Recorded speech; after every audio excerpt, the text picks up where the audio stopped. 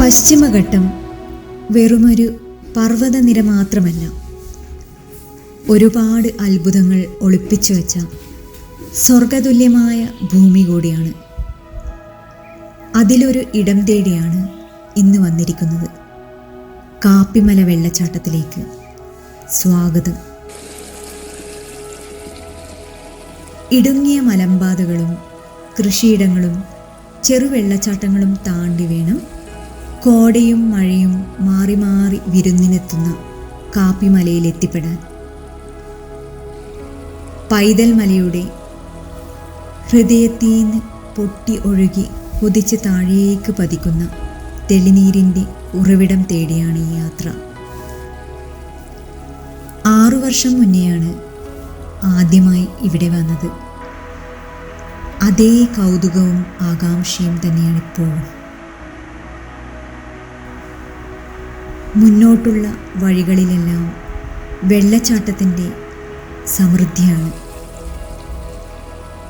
മഴക്കാലത്തിൻ്റെ മൂർധന്യത്തിൽ നിറഞ്ഞു കവിഞ്ഞ് പതഞ്ഞ് തുള്ളിച്ചാടി ഒഴുകി വരുന്ന ജലകണികകൾ.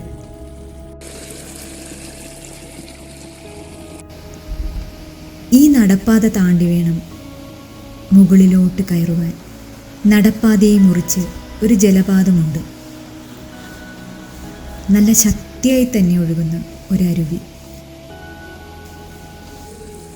നറുപാലിൻ്റെ നിറത്തിൽ ആഹ്ലാദ തിമിർപ്പിൽ തുള്ളിച്ചാടി ഒഴുകി താഴേക്ക് പതിക്കുന്നു.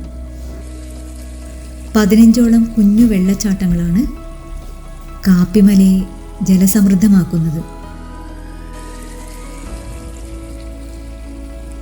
പൈതൽ മലയിലെയും കാപ്പിമലയിലെയും വെള്ളച്ചാട്ടങ്ങളുടെയും നീരുറവുകളുടെയും ഒരു സംഗമ ഭൂമിയാണ് പൈതൽക്കുണ്ട്.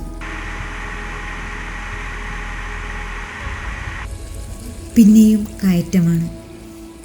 ഉരുളൻ കല്ലുകളാണ് വഴി നിറയെ.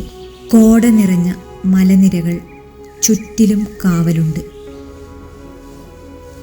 ദുർഘടമായ ഈ വഴി താണ്ടി മുന്നോട്ട് നയിക്കുന്നത് വെള്ളച്ചാട്ടത്തിൻ്റെ ഘനഗംഭീരമായ ഇരമ്പലാണ്.